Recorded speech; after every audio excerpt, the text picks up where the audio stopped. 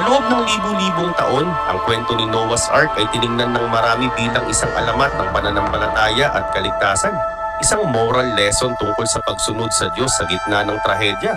Pero ayon sa mga modernong archaeologist at engineer, may mga kamakailang tuklas na nagpapakita na baka hindi lang ito isang symbolic story, kundi isang totoong makasaysayang pangyayari na may matinding scientific basis. Ang mga natagpuang ebidensya sa mga bundok ng Ararat sa Turkey, pati na rin sa mga sinaunang tala at clay tablets ng iba't ibang kultura, ay nagpapahiwatig na maaaring may malawak na global flood nga talagang naganap.